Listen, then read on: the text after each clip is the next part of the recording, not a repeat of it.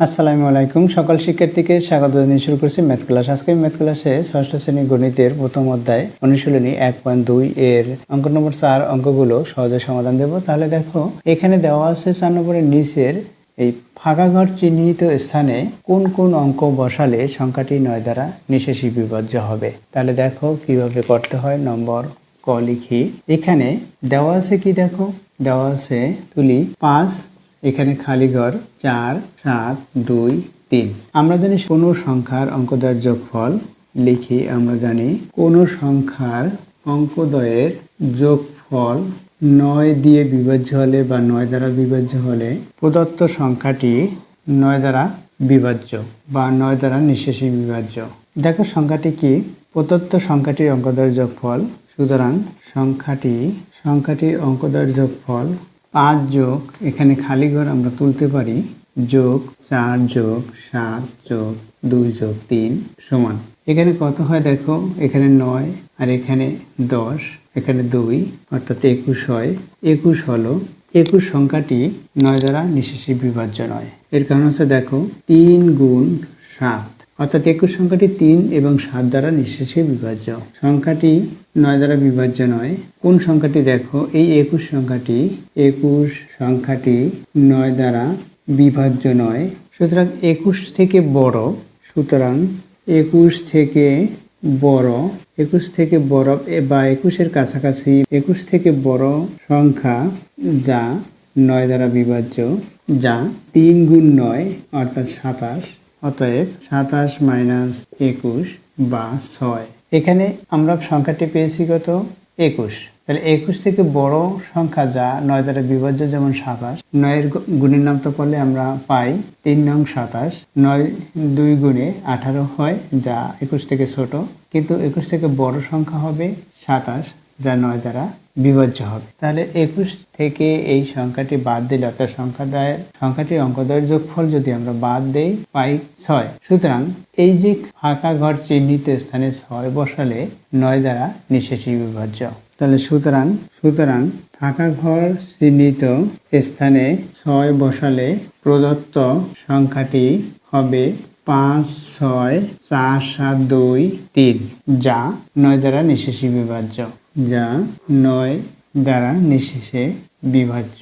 সুতরাং উত্তর আমরা কিভাবে লিখব, উত্তর এত চিহ্নিত স্থানে 6 বসবে।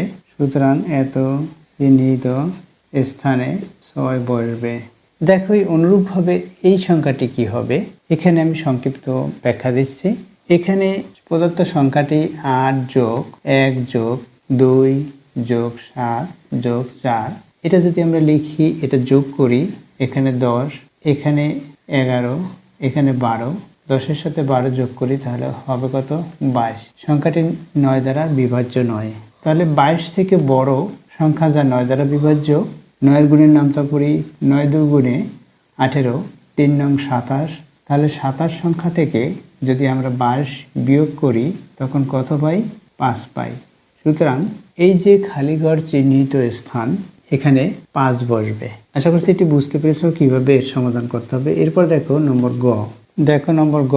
এখানে প্রদত্ত সংখ্যাটি তুলি। প্রথমে ফাঁকা ঘর, এরপর হচ্ছে 4, 1, 5, 7, 8। আমরা জানি কোন সংখ্যার অঙ্কদ্বয়ের যোগফল 9 দ্বারা বিভাজ্য হলে প্রদত্ত সংখ্যাটি 9 দ্বারা বিভাজ্য, অর্থাৎ এই সংখ্যাটি 9 দ্বারা বিভাজ্য হবে। সুতরাং সংখ্যাটির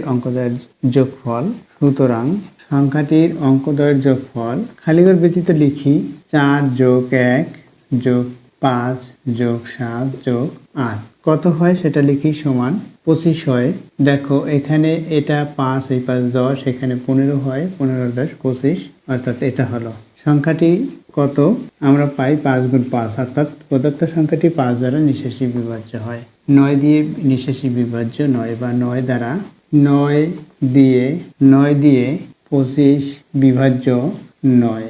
অঙ্কদ্বয়ের যোগফলের কাছাকাছি যে অঙ্কদ্বয়ের যোগফল থেকে বড় সংখ্যা যা 9 দ্বারা বিভাজ্য 27। সুতরাং 27 বিয়োগ এখানে কত পেয়েছি, 25 বা 2। সুতরাং এই ফাঁকা ঘর চিহ্নিত স্থানে 2 বসবে। সুতরাং এই ফাঁকা ঘর চিহ্নিত স্থানে 2 বসবে। অতএব সংখ্যাটি হবে 2 4 1 5 7 8। উত্তর এত চিহ্নিত স্থান 2 বসবে। আশা করছি বুঝতে পেরেছো। দেখো এরপর দেখো নম্বর ঘ। দেখো নম্বর ঘ, এখানে যা দেওয়া আছে তা তুলি। 5 7 4 2, এরপর আছে খালি ঘর। প্রদত্ত সংখ্যাটি এটা। সংখ্যাটির অঙ্কদ্বয়ের যোগফল, সংখ্যাটির অঙ্কদ্বয়ের যোগফল 5 + 7 + 4 + 2 18 হয়। দেখো এখানে 6, এখানে 5, 11 আর 7 18, যা 9 দ্বারা নিঃশেষে বিভাজ্য। অর্থাৎ 2 × 9, 18 সংখ্যাটি 9 দিয়ে বিভাজ্য। সুতরাং খালি ঘরের স্থানে 0 বসবে। আবার 18 থেকে বড় সংখ্যাটি যা 9 দ্বারা বিভাজ্য হবে, তাহলে লিখি সুতরাং এত স্থানে খালি ঘর স্থানে 0 বসবে। আবার 18 থেকে বড় সংখ্যা যা 9 দ্বারা নিঃশেষে বিভাজ্য, 9 দ্বারা বিভাজ্য, সংক্ষিপ্ত লিখি নিঃশেষে বিভাজ্য, লেখার প্রয়োজন নেই। 9 দ্বারা বিভাজ্য সংখ্যাটি হচ্ছে 27। সুতরাং 27 - 18 বা 9। অর্থাৎ এই খালি ঘরের স্থানে বা ফাঁকা ঘরের স্থানে 9 বসালে 9 দ্বারা নিঃশেষে বিভাজ্য হবে। অতএব এত চিহ্নিত স্থানে 9 বসালে 9 দ্বারা নিঃশেষে বিভাজ্য হবে। সুতরাং এত চিহ্নিত স্থানে 0 অথবা 9 বসালে প্রদত্ত সংখ্যাটি 9 দ্বারা নিঃশেষে বিভাজ্য। উত্তর এত চিহ্নিত স্থানে 0 অথবা 9 বসবে। আশা করছি বুঝতে পেরেছো অঙ্কটির সমাধান কিভাবে করতে হবে। এতক্ষণ ম্যাথ ক্লাসের সাথে থাকার জন্য সকলকে ধন্যবাদ জানিয়ে আজকের মতো বিদায় নিচ্ছি।